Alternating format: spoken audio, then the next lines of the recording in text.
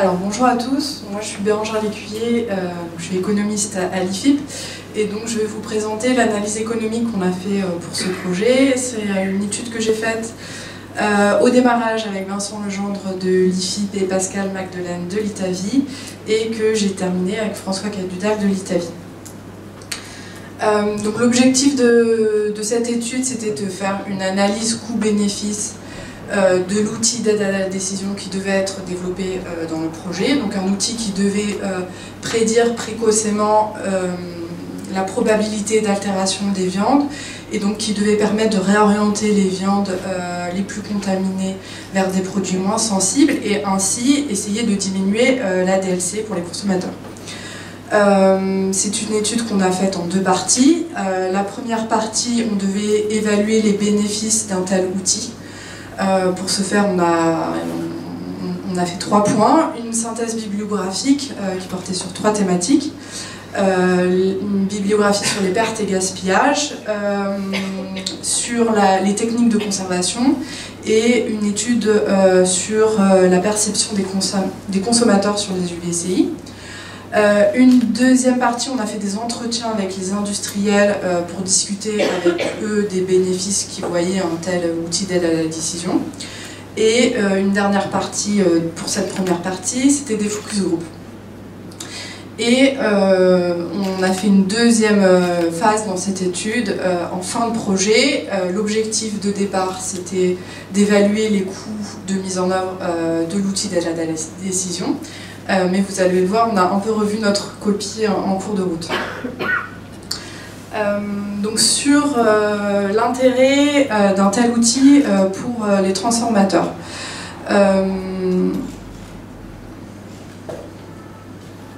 Donc, au niveau des transformateurs, la durée de vie microbienne des saucisses était de 15 jours, pour une DLC de 9 à 12 jours.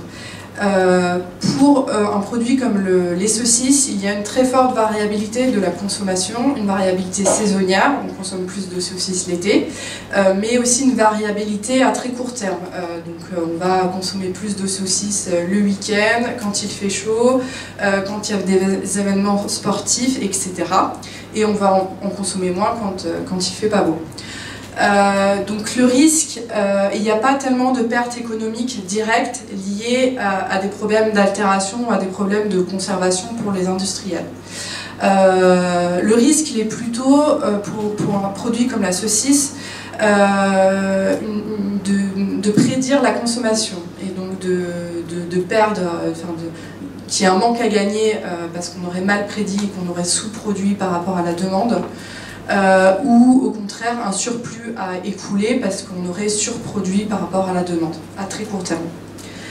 Le bénéfice perçu pour les industriels, il est plutôt une sécurisation des DLC plutôt qu'un allongement qui permettrait une plus grande souplesse dans le fonctionnement des usines pour gérer notamment cette forte variabilité à très court terme de la demande. Et notamment avec des magasins, des plus petits magasins en fait, qui ont peu de rotation. La réduction des conservateurs, ça n'apporte pas une plus-value commerciale, mais c'est plutôt une demande, une tendance de fond très lourde. Quelques éléments sur une étude France Agrimaire de 2012 sur la perception des UVCI, donc les unités de vente consommateurs conditionnés par les industriels, donc c'est les barquettes, donc c'était la cible du projet Red Loss, donc les barquettes produites par les industriels. C'est des produits qui ont une place croissante dans les ventes de viande et de produits carnés. C'est l'aspect fraîcheur et la DLC est un des premiers critères d'achat pour les consommateurs. La DLC idéale perçue par les consommateurs pour ce type de produit est d'environ 5 jours. Et les consommateurs associent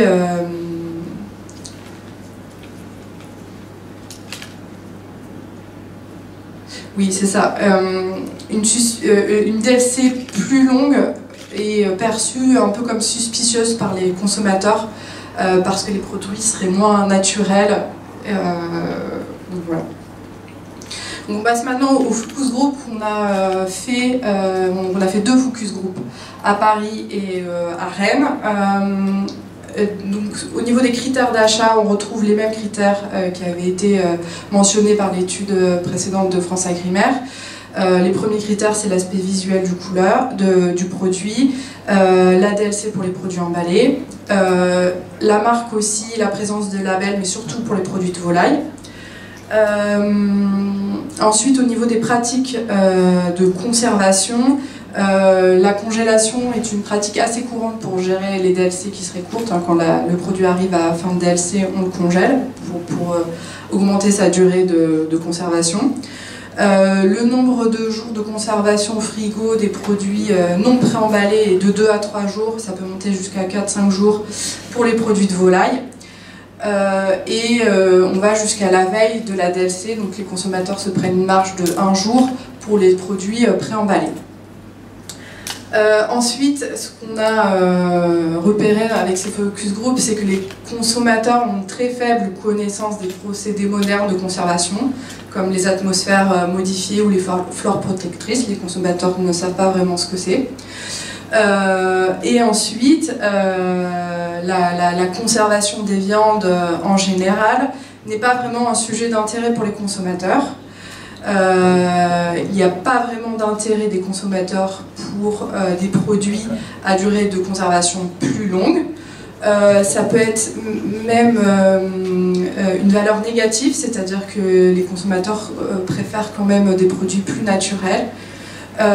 Et ensuite, il y a une crainte aussi qui a été émise par certains consommateurs d'un risque d'augmentation du prix si on ajoute des conservateurs pour augmenter la durée de vie des produits. Il y a eu quand même des arguments en faveur d'un allongement de la DLC, comme l'espacement des courses, le gain de temps, etc. Mais la conclusion, c'est que même si la conservation des produits est un enjeu majeur de société, parce que, comme il a été dit dans la vidéo, les pertes et gaspillages alimentaires restent très importants, et donc il y a un intérêt social à améliorer la conservation, et les pertes et gaspillages, c'est principalement au stade de la distribution et des consommateurs. Donc il y a un intérêt global à améliorer la conservation des produits et à améliorer la DLC, mais ce n'est pas quelque chose qui a une valeur économique. Les consommateurs ne sont pas prêts à payer pour des produits qui se conserveraient mieux, voire ça peut avoir une valeur négative. Donc un outil d'aide à la décision qui permettrait d'augmenter la DLC des produits n'aurait pas pour les industriels le bénéfice économique, ils ne pourraient pas en retirer de l'argent. L'intérêt il est plutôt au niveau des industriels ou de la distribution, parce que ça leur apporterait plus de flexibilité pour gérer la logistique des produits.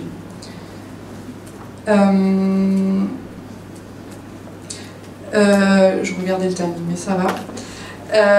Et donc on passe maintenant à la dernière partie, la phase où on devait à la base estimer les coûts pour finir cette analyse coût-bénéfice.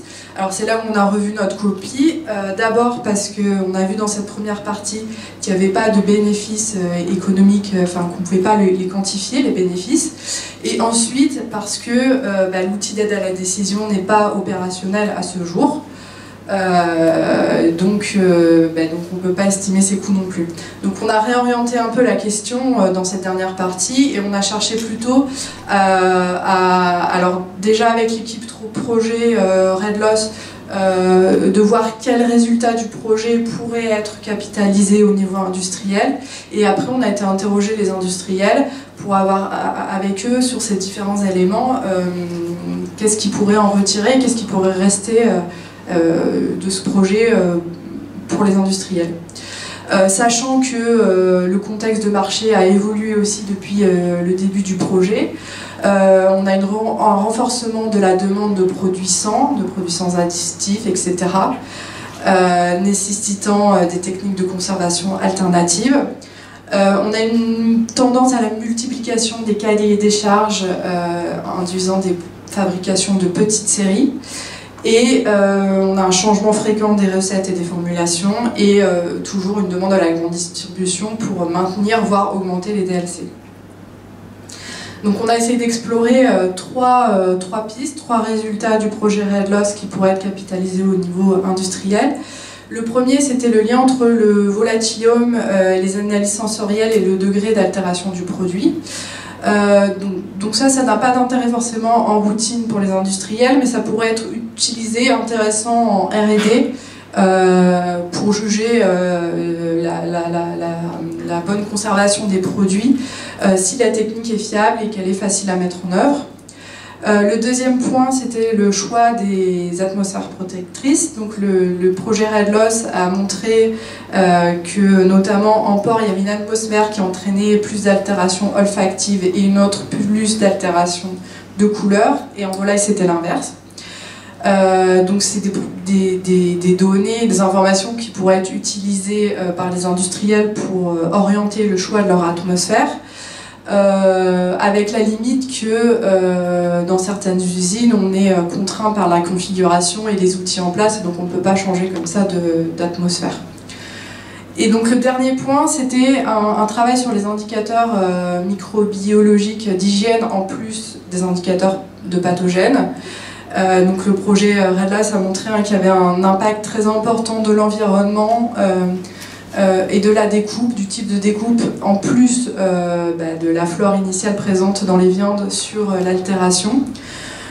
Plus on a montré, le projet RedLoss a montré qu'il y avait des bactéries qu'on retrouvait, des bactéries altérantes qu'on retrouvait dans certaines usines mais pas dans d'autres. On a essayé d'explorer l'intérêt de rechercher au niveau des usines, dans l'environnement, des flores d'altération, en plus des flores pathogènes. Et en plus des minima réglementaires. Donc ces analyses sont faites aujourd'hui par les industriels en réaction plutôt qu'en prévention. Donc s'il y a un souci d'altération, si on a repéré un souci d'altération sur des produits, on va essayer de rechercher les bactéries altérantes dans l'environnement. Mais ça pourrait être intéressant aussi en prévention, surtout dans un contexte où on demande de faire plus de conservation avec moins de produits dans les produits. Et puis un intérêt aussi de revoir les critères microbiologiques réglementaires pour établir les DLC. Donc ces critères ont été établis il y a très longtemps. Le projet RedLoss, mais comme d'autres projets, apporte de la connaissance sur les flores altérantes. Et ce n'est pas les flores forcément qu'on recherche et qui sont dans la réglementation. Donc un intérêt de faire évoluer ces normes réglementaires. Merci.